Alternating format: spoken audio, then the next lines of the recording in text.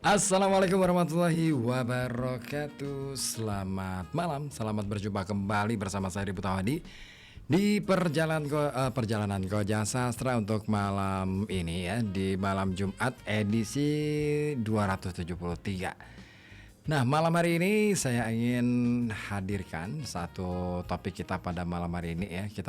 Saya akan mengajak Anda berkenalan dengan salah satu pewaris sastra Jawa pasca Ronggo Warsito. Nah, dia mungkin namanya tidak cukup populer di kalangan sastra ya, tapi perannya dan juga kontribusinya bagi perkembangan sastra Jawa boleh dibilang tidak kaleng-kaleng. Nah, siapakah dia? Ya, beliau adalah Ki Padmo Susastro. Ya, kenapa bisa disebut bahwa kontribusinya dalam perkembangan sastra Jawa terutama ini tidak kaleng-kaleng? Karena gini, tanpa kontribusi beliau sastra Jawa bisa jadi tinggal sejarah belaka. Tidak akan pernah berkembang dan tidak akan pernah bertahan hingga sampai saat ini. Nah, di era modern pun sastra Jawa masih banyak ya melahirkan sastrawan-sastrawan Jawa yang juga aktif, produktif menulis geguritan, menulis cerkak, menulis dongeng dan lain sebagainya. Nah, tentunya saya malam hari ini ingin mengajak Anda untuk mengenal sejenak siapa dan bagaimana beliau. Tapi sebelum itu kita coba jalan-jalan sebentar mengenal sejenak ya. Minimal untuk tahu dulu sejak kapan sih sastra Jawa itu ada? Wow, sejak lama banget ya. Ada yang mengatakan bahwa sastra Jawa ini sudah ada sejak masa Jawa kuno, yaitu sekitar tahun 700 Masehi, ketika periode animisme dan dinamisme berkembang di Jawa. Namun di sisi lain beberapa tokoh seperti katakanlah misalkan Romo Manu ini menyebutkan bahwa lebih lama lagi dari tahun-tahun itu. Nah, itu sudah ada. Nah, lalu eksistensinya berlanjut ternyata sastra Jawa ini ketika Islam datang ke Jawa ini di abad ke-15 sekitar itu ya.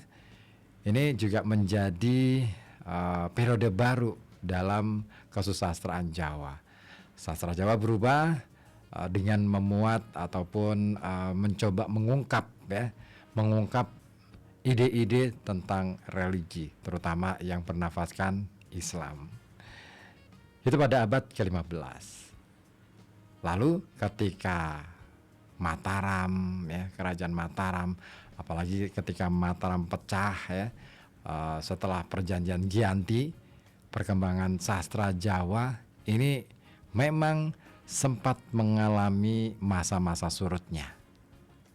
Nah, kala itu produksi sastra Jawa, karya-karya sastra Jawa dilakukan dengan menerjemahkan kitab-kitab sastra Jawa kuno ke bahasa Jawa baru. Ya, jadi semacam transliterasi ya, atau semacam tafsir ulang atas karya-karya sastra Jawa kuno pada masa itu. Nah, tiga tokoh utama yang berpengaruh pada periode itu ya, pada masa Mataram pecah itu ya, di antaranya adalah Yosodipuro I, Yosodipuro II, dan Ronggo Warsito.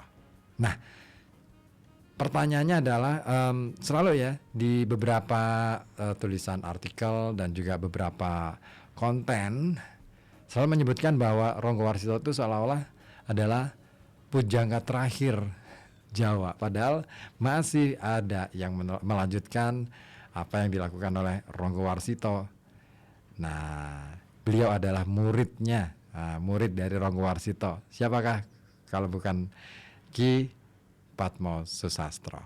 Nah, malam ini saya akan mengajak Anda mengenal beliau dan bagaimana kemudian beliau berkiprah dalam perkembangan sastra Jawa. sampai kemudian mengantarkan pada periode sastra Jawa modern. Nah, di era Ki Padmo Susastro ini agaknya menjadi era transisi ya, Jawa klasik menuju Jawa modern. Nah, seperti apa? Simak terus di sini di FM 91,2 Radio Kota Batik News Interaktif Solutif. Karena saya pasti akan hadirkan itu semuanya untuk Anda. Saya tunggu juga atensi Anda di 0855420912 ataupun yang ingin berkomentar di live TikTok juga boleh di live TikToknya Tukang Oceh ya. Oke, terima kasih yang sudah hadir. Ada Den Bagus, ada Radit, ada Mas 94. Oke. Nah, kita akan kenalan dengan Ki Padmo Susastro. Itu ya. Satu lagu dulu dari Mbah Tejo, Nadian. Yuk kita simak bareng ya. Jangan kemana-mana, tetap di sini di FM 91,2 Radio Kota Batik News Interaktif Solutif di Koja Sastra.